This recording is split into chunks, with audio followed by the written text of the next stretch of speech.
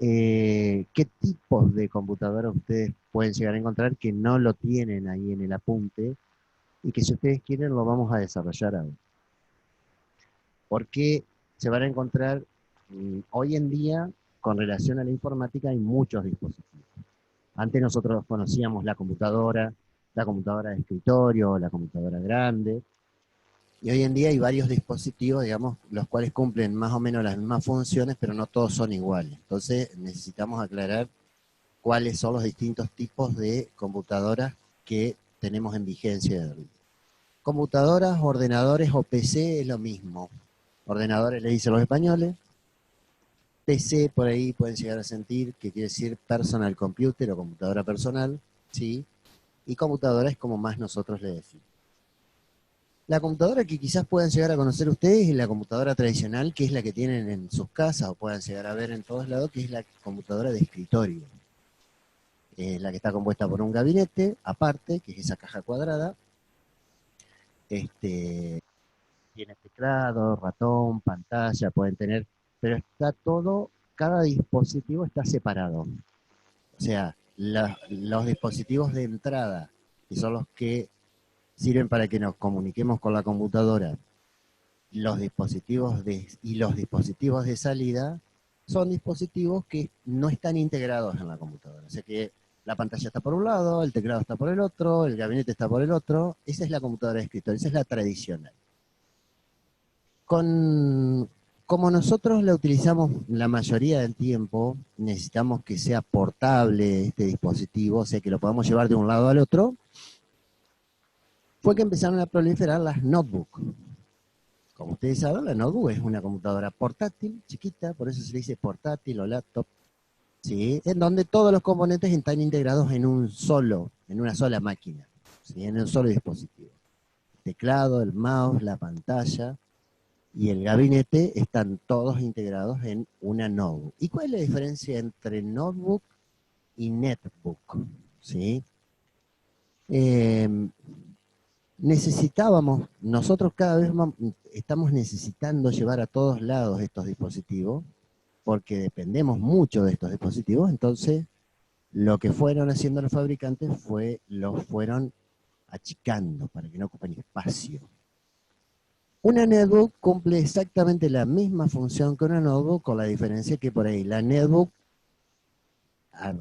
con relación a la notebook, ¿sí? Es más chiquita de tamaño, pero en componentes es igual.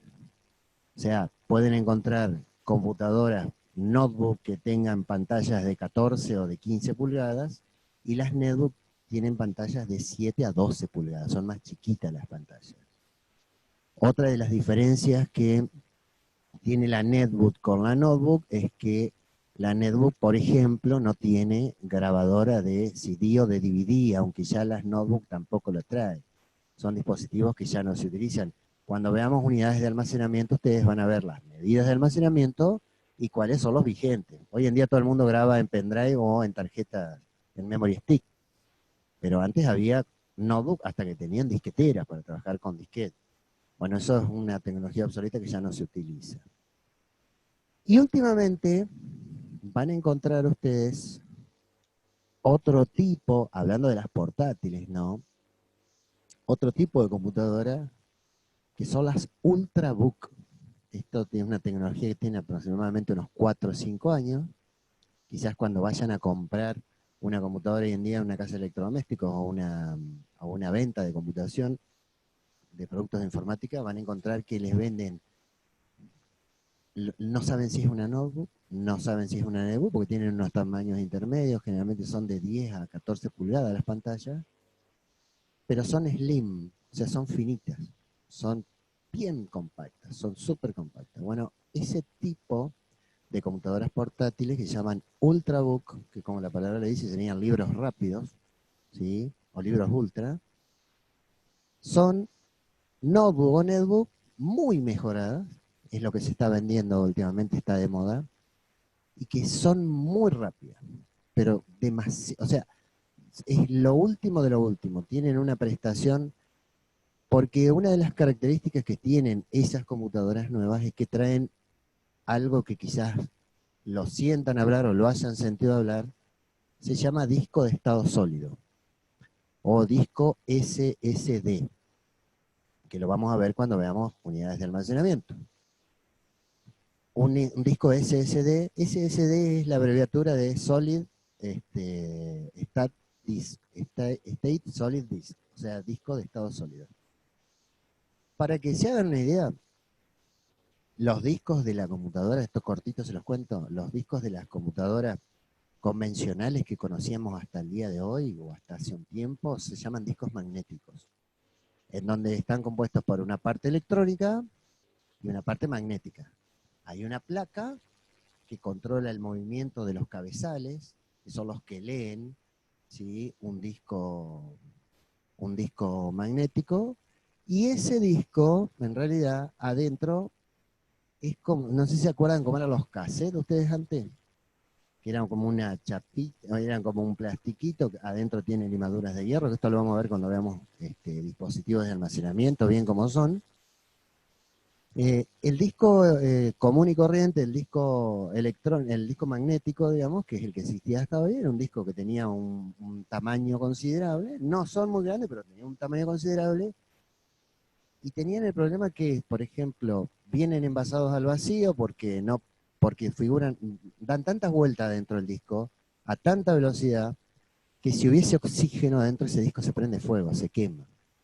Entonces son discos que vienen envasados al vacío, que si se golpean se pueden descalibrar las cabezas, que una partícula nomás que puede entrar de polvillo adentro del disco lo raya, por eso los discos son obsoletos, se rompen a veces. Bueno, esa tecnología se mejoró y hoy en día, para que ustedes tengan una idea, hay un tipo de computadora que se llama Ultrabook que tienen estos discos de estado sólido que no es nada más ni nada menos como tener un pendrive grande adentro de la computadora. Vieron que el pendrive son circuitos integrados, o sea, no hay ninguna parte que roce mecánica, es todo electrónico. Bueno, son discos electrónicos, son carísimos. En algunos casos los discos vienen integrados a la placa, o sea que vienen soldados, que vienen ya soldados a la computadora, que no se pueden cambiar, que si se te quema el disco tenés que cambiar la computadora. Y en otros de los casos son discos portátiles que uno puede cambiarlos, ¿sí? Hoy, como como disco externo, que se utiliza mucho también, no están disponibles, o hay muy poca disponibilidad. ¿Qué es un disco portátil o un disco externo? Me adelanto un chiquitito, pero lo vamos a ver. Les puede pasar de que el pendrive les quede chico, ¿sí? Entonces, ¿qué es lo que van a hacer? Hay gente que compra el disco rígido, el interno que tiene cualquier computadora, pero con una interfaz, o sea, con un cable USB para poder llevarlo a cualquier lado. Eso es un disco portátil. Estuvieron muy de moda hace un año, ahora ha bajado un poquito más, bueno, con esta cuarentena. Pero son muy útiles porque tienen mucha capacidad y uno puede llevarlo a cualquier lado. Principalmente los que reparamos utilizamos eso, o quizás si tienen un televisor LCD podrían ponerle un disco de estos con un montón de películas, con música, con lo que sea, tienen muchas ventajas, ¿sí? Bueno, esos discos son mecánicos, son los discos magnéticos que yo les estoy comentando. Discos de estado sólido, portables, o sea, para llevar de un lado al otro, todavía no hay disponibilidad porque son muy caros porque es una tecnología muy nueva, ¿sí? Y retomando con las computadoras, estas computadoras últimas, las que yo les decía, las Ultrabook, son computadoras que lo que hacen, ¿sí?, es trabajar a una velocidad mucho más rápida que una computadora común y corriente, porque uno de los recursos que tiene son estos discos que son más rápidos. O sea que si hoy van a preguntar, no se asusten si les piden 40, 50 mil pesos por una computadora, porque este tipo de computadora tienen esos valores. Aparte los procesadores son muy rápidos, después vamos a ver qué procesadores, la memoria que tienen son muy rápidas.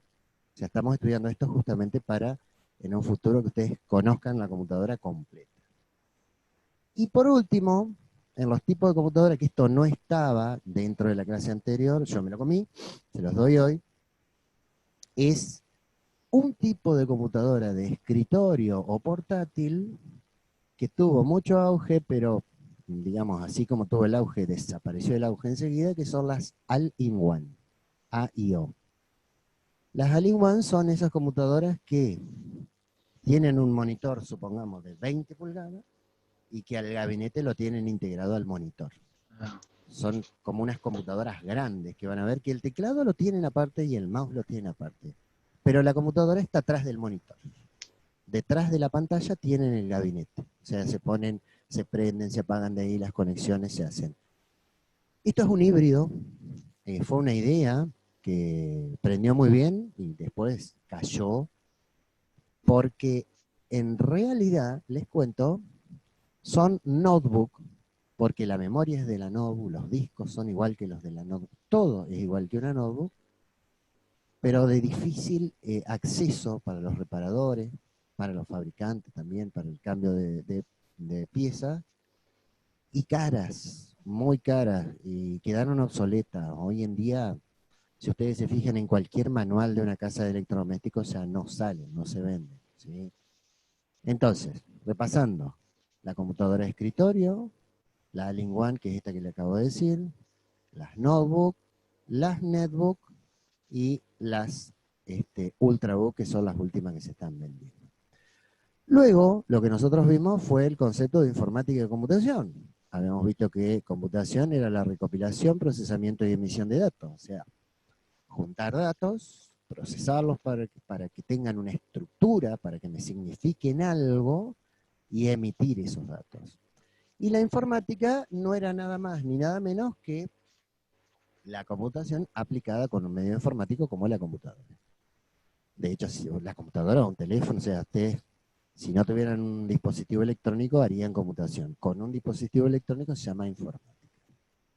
Y luego vimos el concepto de hardware y software, ¿sí? Hardware habíamos dicho que eran las partes duras, las partes visibles, lo palpable, lo que yo puedo ver y tocar. Desarrollamos un poquito el concepto de hardware con relación a que dijimos que eran, se dividía en tres partes: entrada, salida y almacenamiento. ¿Por qué entrada, por qué salida y almacenamiento? Porque vimos, digamos, una idea aproximada de que la computadora en realidad es el microprocesador o CPU, unidad central de proceso también se le llama. La gente mal llama CPU al gabinete a veces. Esta es otra cosa que quería dejarles en claro.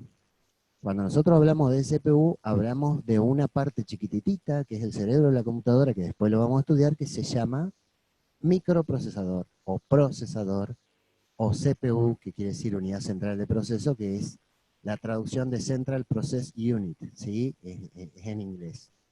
Entonces, como dijimos que el cerebro era esto, el microprocesador, y que hablaba en lenguaje de máquina, que hablaba en ceros y uno, ¿sí? En lenguaje binario, todos estos dispositivos que rodeaban, por eso se llamaban periféricos, que rodeaban al microprocesador y que nos ayudaban a comunicarnos con el microprocesador y que el microprocesador se comunique con nosotros, este, tenían una función de entrada, de salida y de almacenamiento de esos datos, ¿sí?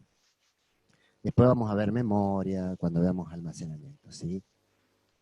Y con relación al software, lo único que dijimos es que era la parte virtual, o sea, lo que no podemos ver y tocar, lo que le da vida a la computadora, los programas, y explicamos un poco el tema virtual, que digamos, ustedes ven, con un ejemplo habíamos dicho que si ustedes están jugando, pónganse al truco y tienen el ancho espada, lo que hacen es lo ven, pero no pueden tocar el ancho espada. Es, es un concepto que al principio es difícil de entender, porque ustedes se ponen a pensar y dicen, ¿y dónde está? ¿Y cómo está guardado? ¿Sí? Es para que ustedes se den una idea. Y miren qué ejemplo más concreto. Es como la electricidad del software. O sea, no la van a ver a la electricidad y dónde está alojada y cómo se mueve, pero es un fenómeno físico que hay en la naturaleza, ¿sí? Y que el hombre lo puede manipular.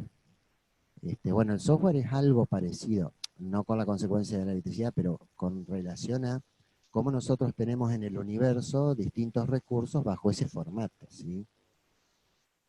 Bien, y específicamente lo que yo quiero ver hoy con ustedes son los distintos tipos de software, ¿sí? Solamente vamos a dar esta clase con el software o algunas más, porque como les comentaba, el software lo vamos a ver usándolo. No es conveniente verlo en teoría. En teoría vamos a conocer las partes, o sea, el hardware. Pero en realidad, al software lo vamos a ver un poquitito hoy y la mayoría lo vamos a ver practicándolo cuando nos reencontremos luego de esta cuarentena en el aula, ¿sí? O como haya que, como sigamos. Vamos a tener que ir pensando también que vamos a tener no solamente que trabajar con esto, sino ya empezar a trabajar en el programa y ver con qué recursos empezar a trabajar. El software se divide en dos partes, o podríamos categorizarlo en dos grandes partes. O sea, los programas que yo tengo en mi computadora, los que me instalan, los que quiero pedir, los que voy a descargar de internet, los programas que componen mi computadora, mi ordenador, se dividen en dos grandes partes.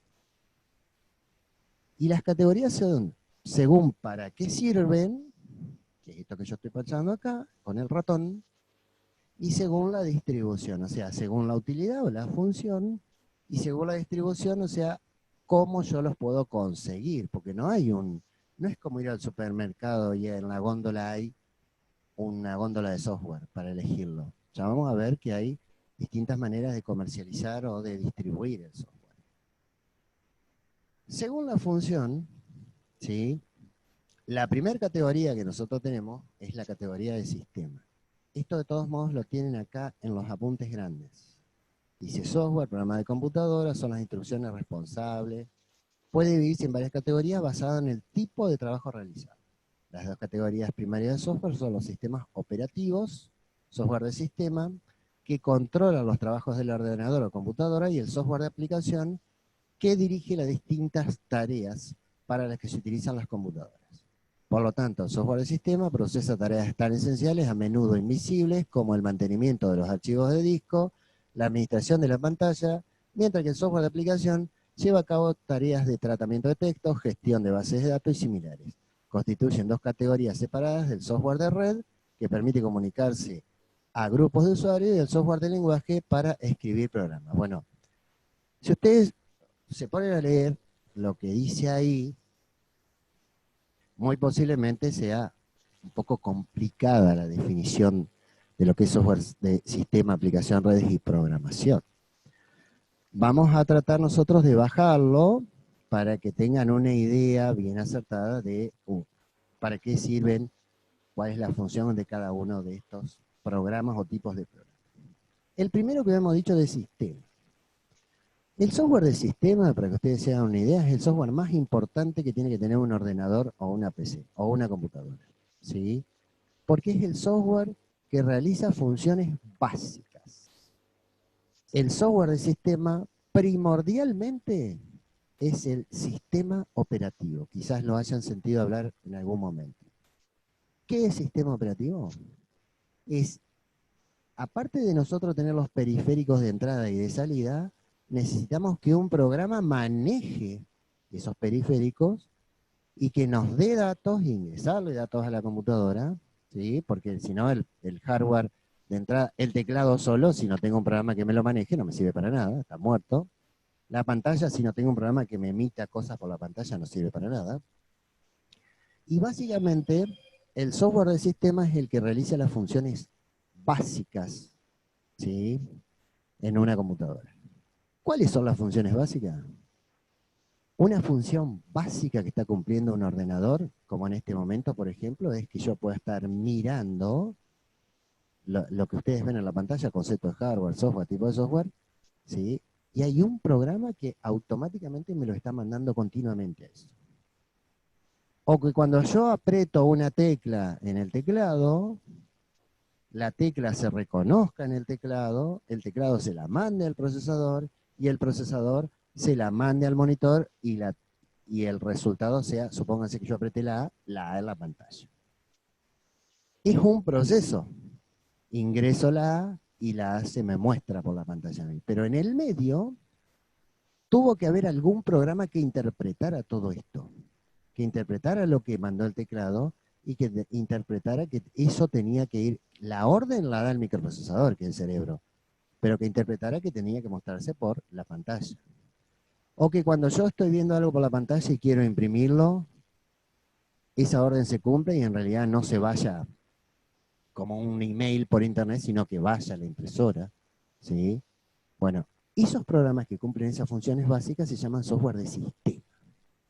Y específicamente, como les contaba, es el sistema operativo y para bajárselos al llano debe ser lo que ustedes conocen como Windows, que quiere decir ventana, que es un sistema operativo que lo hace una empresa que se llama Microsoft, que el dueño es Bill Gates, ¿sí? Un tipo que está forrado en guita.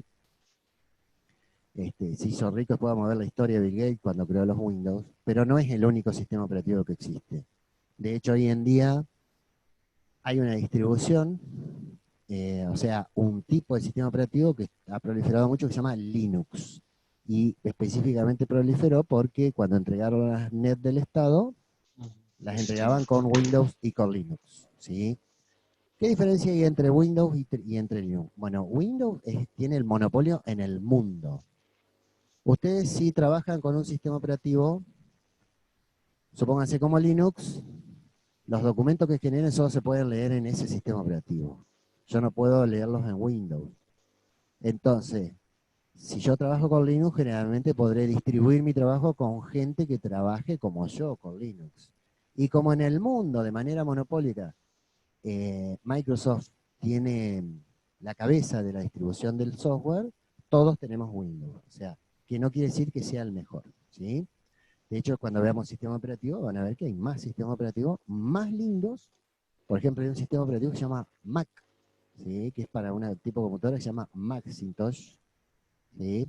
Que son de Apple, del tipo este que se murió, el Steve Jobs, el creador de los iPhone, que son tan caros los de la manzanita. Bueno, hay toda una línea de Apple, de computadoras y de sistemas operativos, ¿sí?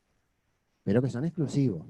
El que tiene una Macintosh se llaman esas máquinas, y que tiene Mac de sistema operativo, no puede compartirse un trabajo con el que tiene Windows. Entonces por eso es que estamos encerrados, digamos, para trabajar con este tipo de sistemas operativos. Cuando ustedes borran este sistema, este software de sistema que estamos hablando, esta primer categoría que estamos hablando, están en el horno porque borraron o se les rompe, ¿sí? No solamente lo tienen que borrar, se les puede romper, están en el horno porque eliminaron una función básica de la computadora, ¿sí? O sea, si se nos rompe algo y le diagnostican a ustedes que se rompió el sistema operativo, chao. Y si se les ocurre tocar y experimentar y tocan algo del sistema operativo, chau también. ¿Entienden? Entonces, por eso es la importancia. Es el software esencial que tiene que haber en toda computadora. El sistema, el software de sistema. Por el contrario, gente, el software de aplicación son todos los programas que el usuario tiene en una computadora que les sirven para una determinada tarea específica. ¿Qué es esto? Yo me gusta escuchar música, supóngase. Bueno, tengo que tener un programa para escuchar música. Bueno, puedo tener el Winamp, hay un montón de reproductores de música. O ustedes en la computadora utilizarán para navegar el Google Chrome, que es un navegador que después vamos a ver los distintos navegadores. Bueno, ese software no es esencial. Es esencial para ustedes para navegar, para escuchar música, lo que fuera. Pero si ustedes lo borran o no lo tienen, la computadora sigue funcionando, ¿sí? Entonces, ¿qué es lo que va a suceder? Si nosotros borramos software de aplicación, la computadora va a seguir funcionando, pero seguramente no vamos a poder realizar con la computadora la tarea que hacíamos con ese programa que se nos borró, o que se nos rompió, o que borramos sin querer, ¿cierto? Entonces esa es la diferencia entre software de sistema y software de aplicación. ¿Venimos bien hasta ahora o no? Sí, sí, sí. Bien. Hay una tercera categoría, según la función, o sea, para qué sirven. Hay una tercera categoría de software que es el software de red. Pero para que ustedes entiendan qué es un software de red, lo que tendríamos que hacer nosotros es ver qué es una red. Pues si no entendemos qué es una red, no vamos a entender para qué sirve un programa de redes. Y la red, dice ahí a la izquierda, es un conjunto de computadoras, ¿sí?, interconectadas que comparten recursos. Bien, vamos a bajarlo de llano esto. Conjunto de computadoras, dos más. Una sola computadora no es una red, o sea, tiene que ser de dos para arriba. Interconectadas. Quiere decir que se comuniquen entre ellas. Y dice interconectadas porque esa comunicación puede ser por cable o puede ser por cualquier otro dispositivo, como por ejemplo por Bluetooth, por Wi-Fi, conectadas a una misma red, ¿sí? O sea, y es más, a veces las redes están armadas y las computadoras no están en el mismo lugar físico.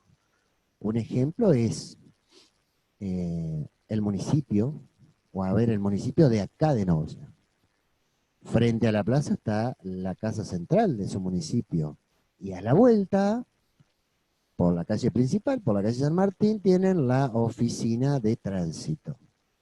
Cuando se mandan alguna macana que tienen que ir a pagar o a retirar o algo a la oficina de tránsito, tienen computadoras con las cuales consultan cuáles son las faltas y cuáles son los pasos a seguir para quedar, digamos, en cero, mano a mano. Pero esas computadoras están conectadas con los servidores, se llaman. Estos son clientes. El server está en realidad, server o servidor está enfrente a la plaza. Que el que tiene en definitiva toda la información es el servidor, o más todavía. Otro ejemplo. Supónganse que ustedes van a renta, a la oficina de renta. Renta es un impuesto o una seccional de la provincia. Y ustedes dicen, bueno, yo voy a ver cuánto debo de impuestos a la provincia. Bueno, no es que la oficina de Nogoyá tiene lo de Nogoyá y nada más, y después la de Lucas tiene esta, y la de Tala. No. La información está toda centralizada a los servidores que tiene rentas en Paraná, que es la casa central. Cada sucursal de rentas en cada localidad accede a esa información. Por supuesto que en una red hay que darle prioridades, no es que cualquiera puede ver cualquier cosa, ya lo vamos a ver eso.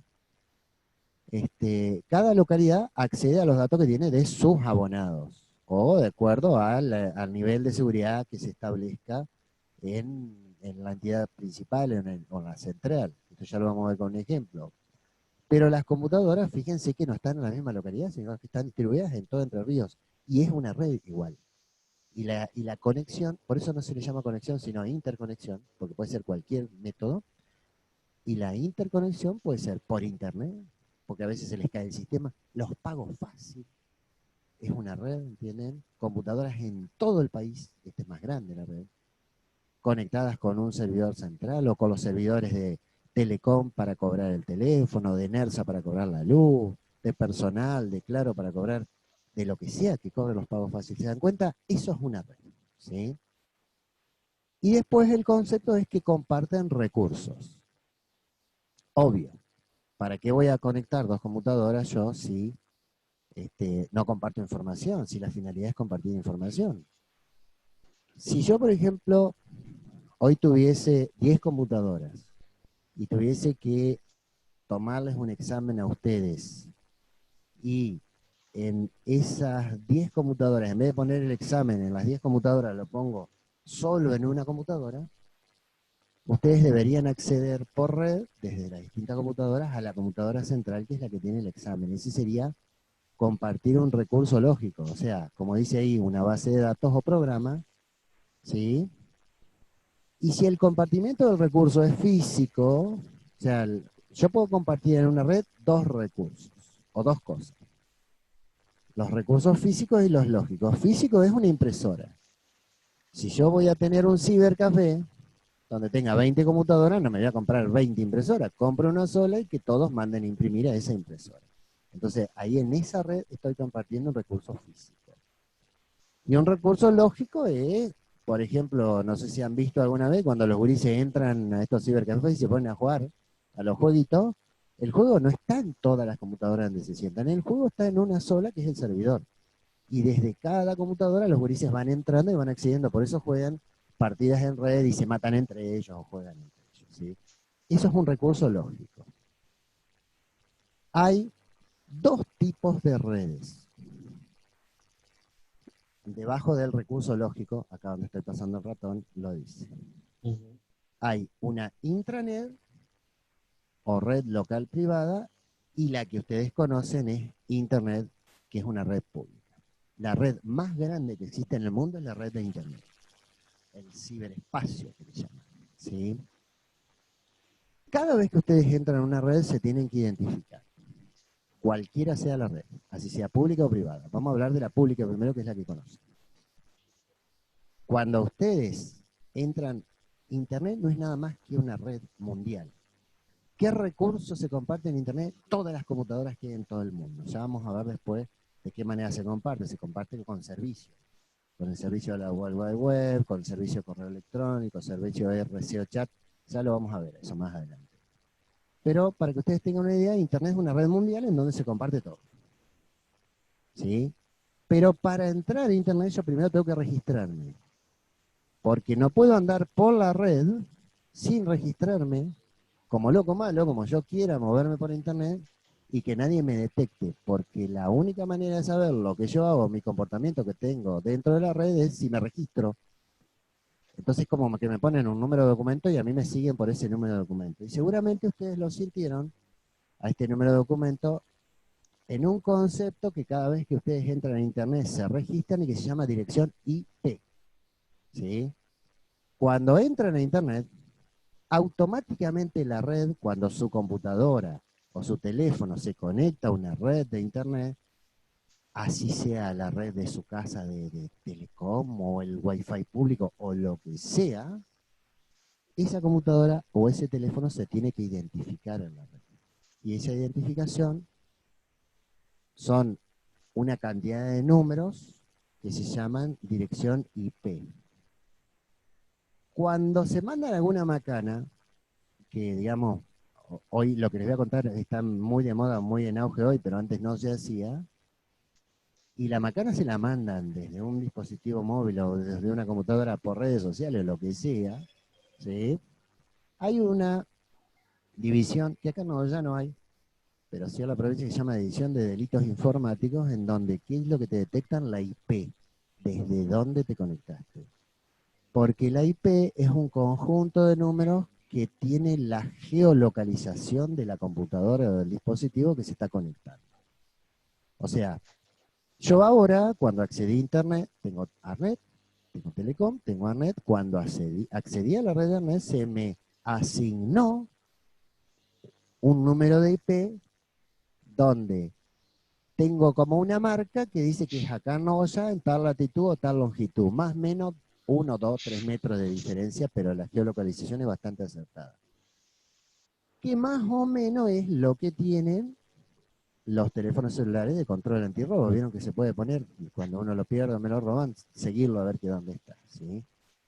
Entonces, esa dirección IP que a mí me ponen cuando yo entro en Internet es súper necesaria y en realidad, para que se haga la idea, porque va a pasar que cuando veamos Internet vamos a decir que no tiene control, que todo es en el anonimato, no es tan anónimo. O sea, con las herramientas adecuadas uno puede saber al menos no quién me está mandando algo, sino al menos desde dónde se está mandando y de acuerdo a la ubicación geográfica saber quién es. ¿Sí? Después yo les voy a dar herramientas como para que ustedes puedan saber de dónde viene un correo electrónico, de dónde me mandaron un mensaje